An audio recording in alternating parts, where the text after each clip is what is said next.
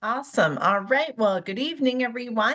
Tonight is Wednesday, November 19th, 2025, and this is the meeting of the East Long Meadow Board of Health. The Board of Health is recording. Is anyone else recording? Okay. I'm going to call this meeting to order with the chair announcements that we are hosting this meeting via Zoom webinar pursuant to executive orders signed in 2020 and extended multiple times, suspending certain provisions of the open meeting law. And so there we are this evening. Our first order of business this evening is to approve the minutes of the last meeting. So did everybody have a chance to look at those minutes? Does anyone have any changes or edits, or do we have a motion? I motion to approve as written. I second. All right, so we have a motion and a second to approve the minutes as written. Roll call vote, Christine Johnston, aye. Dr. Katie Jobbins Aye. and Rebecca Torsha. Aye. All right, so that motion has passed. Is there anyone here for public comment tonight? No, there's no one here. All right, thank you. So we will move on from that. And the first thing on our list for business at hand is our retail tobacco regulation discussion. So I know we have talked about this and have talked about it multiple times over many years. And Tammy, do you have any updates? Because I know the state had some new suggestions as well. So as the model that was given to us earlier in the year, no new real updates that they want us to add to it. So kind of where we were, I think what happened after February was we were so busy with other hearings that we kind of tabled it. And the draft that we came up with in the February meeting is kind of where we want to be, or in our discussion. Nothing new kind of has popped up. No real new, I guess, input from the state as to like enforcing additional kind of regulations. But it's still, I think the important part of our updating was clarifying some of the language, clarifying some of the typos of our old one, and then addressing the nicotine pouches. And that was I think the most important decision for us to do. And I wanna, okay. Tammy, before you go on, can I ask a clarifying question about the documents that we had for the meeting tonight? Just yes, get started, because we have one from February, and then that's a draft, and then we have one that's draft tobacco sales 2025. Which one is the most up to date that we should be using? Okay, the one that says February was the draft with it was the draft with the recommendations from our meeting. And the one that has no date, I'm sorry to be confusing, is the one that Lisa Goodnight Stevens from MAHB, or Massachusetts Tobacco Board, cleaned up for us to. So that one that says 2025 is the one we should be going off of, because that's the one that came after the one that says February. Yes, it does. Okay. I wish she had put an actual date on that one. I guess I could have, but yes, it's just that's okay. So, but that's, I was like, I'm trying to figure out which one was better. So that makes sense. Thank you. Yes.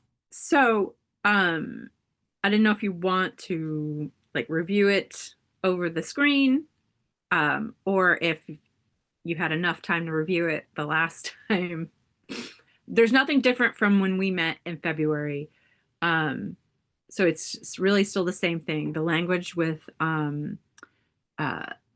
the language in it in the beginning is kind of added to add, like, you know, the justification of the new numbers and things like that for kind of where's the status of kind of tobacco in Massachusetts.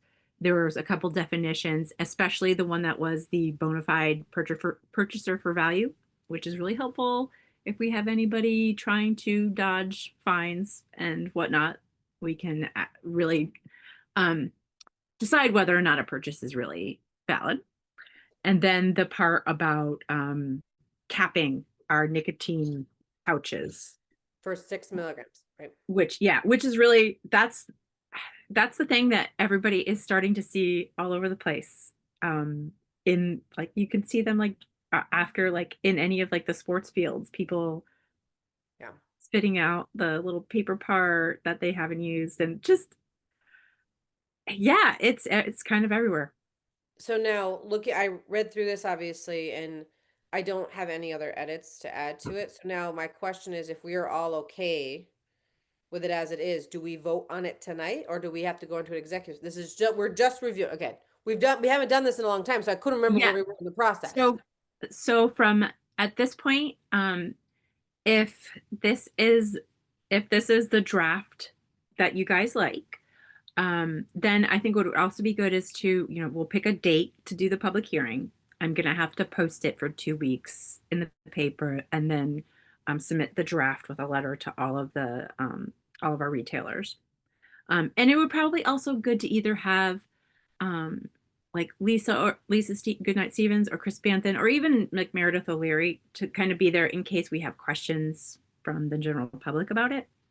I'm sure that whatever date we pick, we can get one of them to attend, because they seem to be pretty flexible with what they do.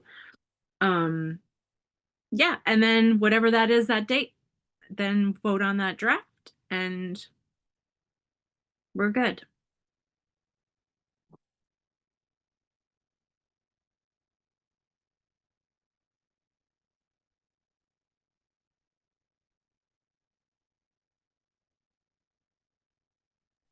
Okay. Rebecca, so Katie, you have read through and no further edits or questions. Okay. Rebecca, any edits, questions, concerns? No, just that clarifying question about which one of the two that we were looking at, which I appreciate bringing that up. But And the one that says what is it? Hold on. I have them up on my screen. Draft EL tobacco sales 2025. It's also the one that has things that are green, and then which is state, and then yellow, which is I get to be changed for local things. So Okay. that's what the difference in the colors are. oh, in okay, her- thank you. But I mean, at that point, all of it is being brought into local. And Okay. we already have like there's different options for on that first page, for tolling periods and for for let's see, suspensions and things like that. We are really kind of already at, I think, a good spot. It seems to be working for those. I wouldn't change those. And the way our finding structure is, we are stricter. We're keeping it as there are state fines and there are local fines. So if you violate something that is both state and local, that's 2 fines, not 1. I like that over. I think Mhm. that sends a stronger message over Yeah, unified fines. sure. And everything Yeah. else, I'm the reducing cap I think is really good. I wouldn't want us to change that. No, not that we've already we already have that reducing cap. I wouldn't want to walk back on that, but that's my Yeah. opinion. So I wouldn't suggest we walk back on that. I wouldn't either. And then like I know we had talked about nicotine-free generation. There's still not a lot of support at the state for helping with enforcement. And I mean, at this point, there are 17 communities, and I think that at some point the state will have to step in. And that's, I think, when we should entertain it, when there really is some Mhm. backup through the state. But I'm sure, I don't know if you guys get emails all the time. I get both, for and against them, constantly. But I feel like without really having that sort of, the state kind of having your back on that, it's very hard to enforce such a thing. I mean, it already had been kind of tricky in the beginning when the state went to 21 and the federal government didn't. And so those were, in the beginning, that was really hard with enforcement. But I think we're at a good place, but capping the nicotine pouches, like 2 weeks ago, Mass Health Officers Association annual seminar was in Springfield, and just hearing about how much nicotine somebody can actually get in the pouches, and like there are some pouches that are as much nicotine as an entire pack of cigarettes, and people are putting multiple in their mouths. Like that's a little scary. And there's also like I guess a kind of standard deviation. So even if it says so many milligrams, it can be within, I guess, a portion of air. I if we have questions about that, I think we'll let Chris or Lisa Goodnight Stevens answer those. But just to kind of hear about those sort of things, very interesting. But let's see, anything else? Yeah, it's like I said, most of it is just like clearing up some of it was so weird. I don't know how none of us noticed that like there was a whole section that was doubled when we approved that last one. It was just like doubled again. So that'd be nice to kind of clean that one up too. But Yeah, so yeah, I think it sounds like we're all in agreement then, which is great. So we can then, I Okay. think, do we have to vote? I mean, this is, if you like this draft, then this will be the draft that, unless you want to just, for, I guess, official sake, saying that approving this draft, no, that would be a vote to approve something. I feel like that's just, So yeah. that'd be a vote. I think if It's draft. that we will keep this as the draft, right? Because we will move it forward to public hearing. I think with the understanding that like any grammatical or spacing or, like formatting issues are totally on board with like either any of us finding them and sending them your way, or if you or your staff looks at them again and says like, oh, Yeah. this should be a, whatever, a the instead of so I think any of that Yeah. stuff is, we can move it forward with any minor tweaks without content changes. Okay. If we're all in agreement that that would be the next plan. Let's see. Do you guys feel like this is a December thing or a January thing? Because I think the last time we did something, it was in January. Let's do January. January. Okay. Yeah, December, it's too hectic. Well, and I was And saying I that gives know. you time to do the full 2 weeks to post it and then the commentary and all that. Yeah, Yeah. And It'll be good. I think we'll have better luck getting like Lisa Goodnight Stevens or one of the other folks in January. And if we do have folks in our community who want to be present for that public hearing, I think it's much easier for members of our community, business owners, to make that commitment then as well. And I also want to get the draft up on the website really quickly so that we don't have to field phone calls. There must be an algorithm or something that that lobbyists have, that the moment a set of minutes is posted and the words like tobacco regulations are put on it, it immediately alerts people, because I will get a phone call the moment I, like, within minutes of me putting the posting up. So to have the draft up and to be like, okay, this is what it is. Are you interested in that or not? And I think what most people are interested in is nicotine-free generation and whether or not a town's gonna be putting that up to vote. So, yay. So I will also like clean up take the little edit comments and stuff like that out of the final one. I think she also didn't like get rid of, oh no, that's the wrong one. Never mind. There's like some random, like where something is like where it's like strike through, right? I think we removed that, Yeah. those kinds of things, right? That's not in the final language. Yeah, because there's the ones where the how we do the violations, there's, because it's the model, it has every version of it. That's what all the strike through language is. So to get rid of all that, and that's where I think last time it got copied twice by them. Mhm. So I want to make sure that whatever document it is, we don't have that on it. Yay.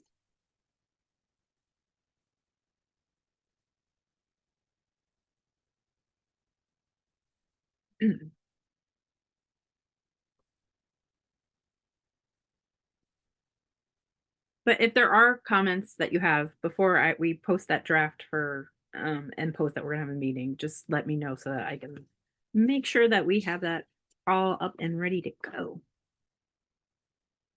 Okay. All right. Is everybody good with that plan? All right, then Tammy, moving on to the Public Health Excellence Grant update.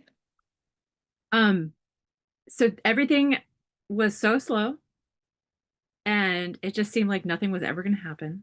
And now the ball is rolling and it's rolling fast. Let's see, 2 Mondays ago that we received our engagement contract for shared services through the Public Health Excellence Grant. And the next steps are we're working on 2 things kind of simultaneously. We are working on what's called letters of commitment, and that is like the commitment between our town and the other 3 communities in our shared services, which once they are signed by the other 3 towns, Christine, you will get the pleasure of signing the document as the chair of the Board of Health. And that's basically like just to say that, you know, we're committed to the program and they are also committed to the contract that we have, to the engagement contract and like the requirements in there, which I will get you a copy of that as well, just so that you can kind of see what our town is beholden to now that we are going to be part of this shared service arrangement. One of the things that we were having a really hard time with, and it seems silly, but it's very important to this program, is actually having a name for our shared service arrangement. Everybody just kept asking us, what's the name of your shared service arrangement? And I'm like, who cares? Can we just call it the, I don't know, the Agawam, East Long Meadow, Westfield, West Springfield shared service? And they were like, no, you can't call it that. So we did what any, oh, and then this is funny. Everything is usually geographical, I guess that word. So people are like the, you know, the Western Essex County or the greater this, or the Connecticut River Valley. And we were like, oh, East Long Meadow's not on the same side of the river as the other 3 towns. Westfield's not on the Connecticut River, so we can't use that. We were just kind of like, what are we going to call it? And so we did what any smart group of people would do, is we went to ChatGPT and then came up with a name for us. And the name will be the Common Ground Health Collaborative. Because we share a lot of things, which we were kind of laughing at, is that that for most of us, we work in one community in this shared service arrangement, but we'll live in another one. So we have like one health director she lives in East Long Meadow, and then one health director works in one town and lives in another. So we were kind of laughing. We're like, there's a lot of common ground. We all have we care a lot about the communities besides the ones that we actually work for. So it was kind of a nice little way of doing that. And then the other thing that is happening at the same time is actually forming the intermunicipal agreements with those towns. And we're working with an attorney from MAHB. If there's any, if you see any kind of, I guess, things here, MAHB does a lot of legal work for the state, like the tobacco programs, this shared service program. So they are definitely very ingrained in local public health and what a lot of us do. So working with that, and then we'll be working with our town council to get that together. And then once we have all that, guess who gets to sign it again? Our chair. And then our town council will also have to sign it. And then after that, like I said, the ball is rolling and lots of things will have to happen.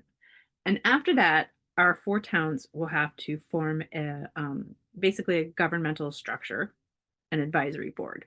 And it's basically so that we make sure that we're always doing the things that we said we wanted to do, that we agreed to do. And if things aren't working, then we can, it's a way to do that.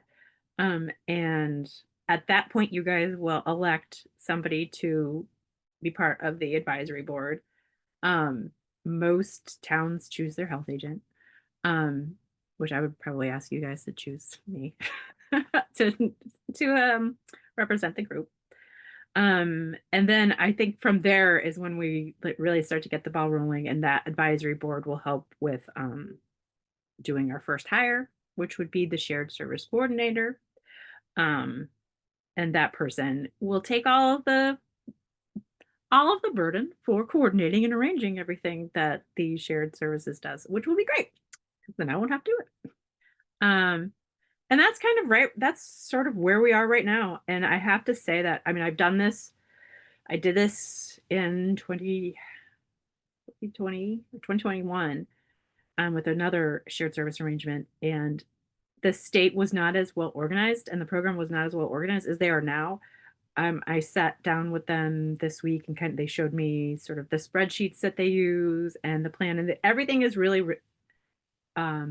it's well organized and well planned for the town, so that on our end, there's a lot less there's a lot less work and burden on our time than there would have been 3 years ago, which is really great. I mean, we will, in the end, this, I think, program will be great. Like, it will be a great way to be able to add additional services to the town. If there's anything interesting public health that you guys see out there in town that you're like, I think it would be great if we could maybe have a programming to do this, let us know, because that will probably be some of the first things that we'll be doing with the shared service coordinator. Trying to think. It's so many meetings about it the last 2 weeks that, is there anything else fun and interesting? No,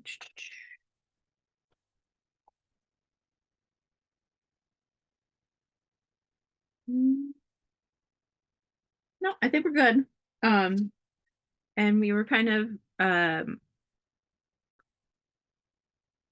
laughing about the name when we start the common ground, because it just reminds you of of coffee.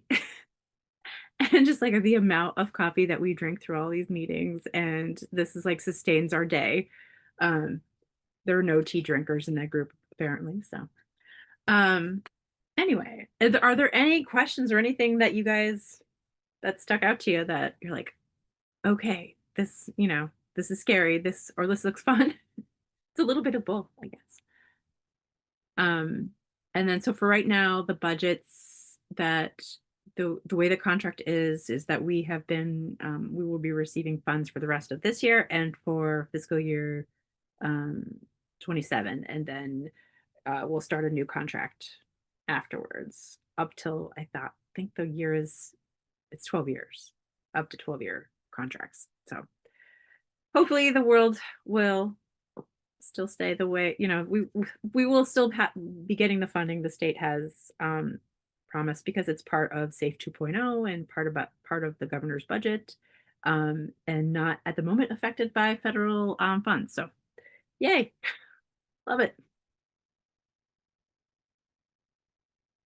So that is that on shared services. And I saw they showed us a map of shared services, and it's when you look at it, there's 4 uncolored communities in Western Mass. Well, no, I take that back. There are 6 uncolored communities in Western Mass that aren't part of shared service, and 4 of them are us. One is Springfield because they're too large, and then a very tiny random town somewhere in the middle of nowhere that somehow is not part of one. But so we will finally fill in that part of the map, I guess. Okay. Way too many pieces of paper on the world's tiniest desk. One day I'll invest in a real desk in this house. So any questions or? Okay, I can keep the health department updates pretty pretty concise. It's been a fun couple of weeks. We've had let's see. We've had a well that it's up and that's vaccine. Okay, nope. We'll save that. um we just received notice that we've received this year's recycling dividends grant, and it will be we earned $18,700, which is 1,000 more than last year, which is really good. And they've also sent us the list of extra things they'd like the town to do. I won't get completely into it, but I like the things that are more fun, like having a zero waste day event. And let's see, maybe there's some things on here that are just way too much for $1,000, because they're about for everything you tick off this thing, they give you about $1,000. Some of the things on here would cost us so much money. I can't believe the state would only say that you're only give you $1,000 if you did these things, like like accepting more automobile waste at our transfer station. It's good. That's more than $1,000 worth of work. Single-use plastic bans for businesses is one thing that they put into. I feel like that's something that we really have to get the whole town council on. It would be a little bit bigger than us. Municipal management plans for buildings, doing renovations and demo projects. So that's the sort of thing that they want to add. Like last year, we were able to add some stuff on by getting signs done in other languages for the transfer station, translating our recycling materials. So that they're kind of ways to promote recycling and waste diversion throughout the community. So those are the kind of things we're doing there. We have another Fix-It clinic coming up. I think it's December 4th. It would be on our website at the COA. We had let's see, this year we've tallied up already how much compost food waste that we've diverted, which is 47,577 pounds, and this year's not even over with yet. We've collected 40 pounds of lithium batteries this year and 500 mattresses. What is everyone doing to their mattresses? I don't. Well, you need to change them out every 8 to 10 years. Yeah, right. That's kind of that doesn't these. I feel like people are getting sick of them a little earlier. Let's see. Hazardous Waste Day, we collected 2,600 pounds of hazardous waste, which is crazy, but that's good. That's 2,600 pounds that didn't go in the trash. We're very happy. Also, what's really big this year, this is our last year of our hauling contract. So we're going to have to start working on putting together proposals for our next hauling contract. Never done something this large, so I'm excited and a little nervous. So more to come on that. What else? It's been very busy. Our animal control program has been very busy lately. I think last time we had a meeting, I'm not sure whether or not we had hired our new ACO, Katie Musiak. We were just tallying up the amount of violations already this year, which is quite a bit. I think we've had to date 45 in town. So that's more than one a week. So I'm pushing for making sure that you know where your dogs are, that when they're outside, they are either fenced in or they are on a leash.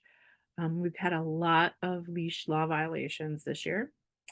And, just making sure the dogs are licensed at the clerk's office. Very easy. If you don't want to go in, we have the online licensure. It helps not just, not just for, keeping tabs of your dog, but it really helps us making sure that when we send somebody to your house, if there's an issue, that that dog is licensed, that dog is vaccinated. It really does help out. Let's see what else is going on.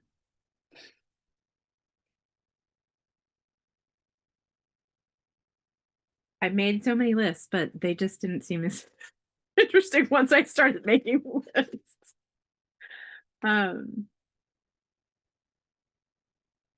It is November, the end of the year.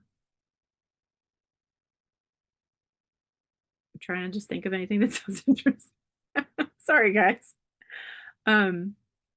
Let's see. Okay, well, that we can move past the general health department updates and on to vaccine and respiratory season updates, which I hope I can get a little back up here. We had so far this season, we've had 5 separate clinics in town. I don't have the finals on the last 2, but if I were to guess, we probably vaccinated about 225 people through all of those clinics, which is pretty good, especially for the state of things. I will tell you the one thing that changed some outlooks on vaccinations is that this year they were offering the COVID 65 plus, so the COVID vaccine for people who are 65 and over. And I will tell you that once you tell somebody that you have a vaccine that not everybody can get, but they can, a lot of people change their minds. And so I felt a little proud that we were able to get people who came in just for a flu and left with a flu and a COVID vaccine. So that was really good. Another thing that came out of it is that we were probably going to work with Walgreens and start doing some vaccine clinics for like RSV and shingles, because they came for a COVID and flu at one of our benefits fairs,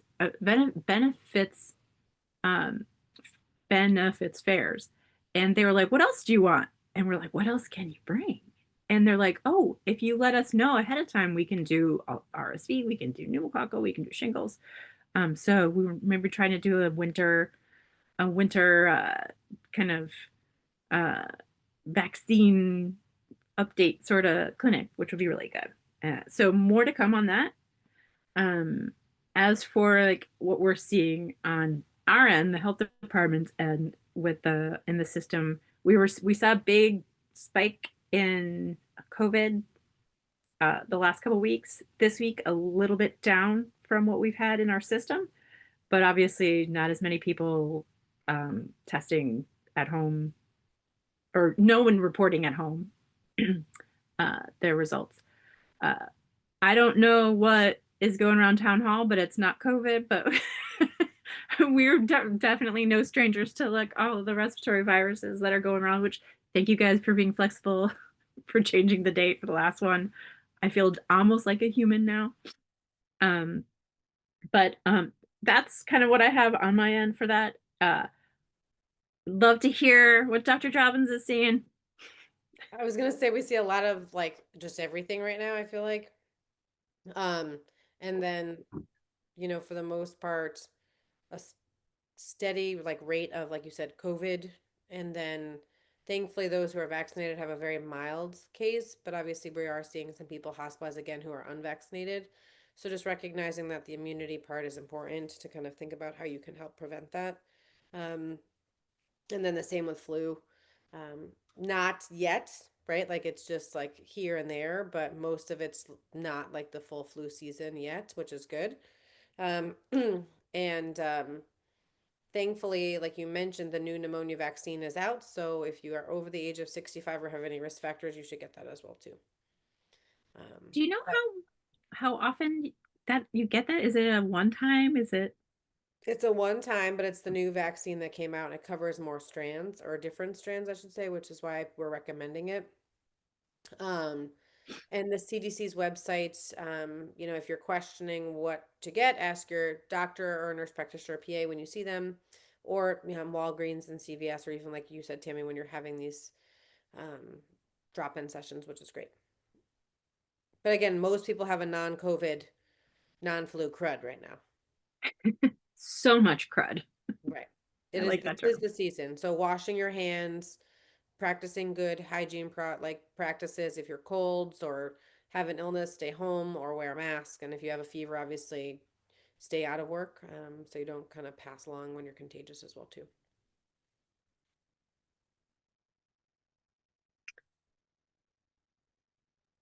Edie, are you seeing RSV? I thankfully do not take care of babies, Well, I but didn't I mean have you, no, but yeah, like the health system in right. general. Not yet. So, which is good. And then, I mean, maybe a little bit, but not, you know, not really rampant. And then, and elderly, thankfully, many people have gotten the R because that's the other, like it's the early and then the later. In the elderly population, I have not seen a lot of RSV either, which has been good. A lot of people are getting vaccinated, which is great. We saw a little blip for a bit of norovirus in the system. But the other thing was, I guess we were seeing as a symptom of COVID was nausea. I don't know if it was vomiting or if it was just nausea and upset GI, but that, you know, making sure you have access to know that you have one or the other makes a big difference in spread. I think for the most part we've been seeing though the norovirus in more of like medical settings, not um, not general in too much with the general public, if that we at least in our database.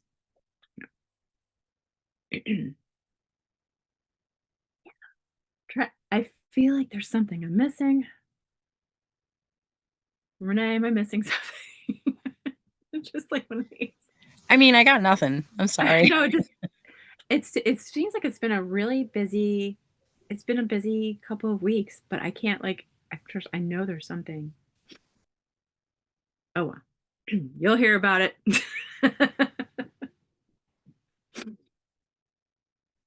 Thank you. All right. Does anybody else have anything else they want to bring up tonight? If not, should we look at a meeting date for what will be a public hearing in January, which means Tammy's gonna have to post, and so we're gonna have to make this one that is not movable unless the case of major emergency. Just being honest, right? Because sometimes I'm guilty of it, right? But this one's a public hearing, so I will be um, taking all of my vitamin C's and zinc. Yeah. All the other stuff. just remote work if you can do it when you're not feeling okay is fine. Just don't go to work. Exactly. And So Jamie, remind us, which days is it easier for you with the other meetings in town? Thursdays, there's Wednesday? absolutely there are no meetings on Thursdays. But then on Wednesdays, there are every other Wednesdays are open Okay. for that. I have a class on Wednesday, which I can move, but Do you want to look like January 15th? let me. I left my phone downstairs, so I can't look at my calendar. Of course. Rebecca, that works for me. Yeah, it works for me too. Yep, that's fine. January 15th. Mhm.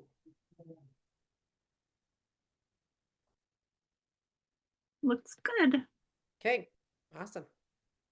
Great. Let's plan on the 15th then of January. That should give everybody plenty of time to, and if anything comes up and I'm assuming we're not looking at a December meeting since that's really the next thing that we have to do. But Tammy, always give us a call if something comes up where we need to be connected. Yeah, I think that at this point, I will probably be bothering you, Christine, for signing the documents when they're ready. and getting all that together for the Common Ground Health Collaborative. Side note, there was a really good coffee shop I used to go to called the Uncommon Ground. So you could have. I mean, we are a little uncommon in our group, but you know, no one needs to really know. Yeah, trying to think of. Okay. I'm just looking at pieces of paper with so much on it, but nothing is, I think, fun or interesting. Okay, so we will plan on our next meeting, January 15th, for the public hearing about the tobacco regulation. And with that, I can make a motion to adjourn tonight's meeting. Second that. All right, thank you, Rebecca. And so a roll call vote, Christine Johnston, aye, Dr. Katie Jobbins, Hi. Rebecca Torsha. Aye. All right, the meeting for tonight is adjourned. Thank you so much. Everybody enjoy your Thanksgiving. You Thank too. you. Happy You as Thanksgiving, well. everyone. Bye. Bye. Yeah.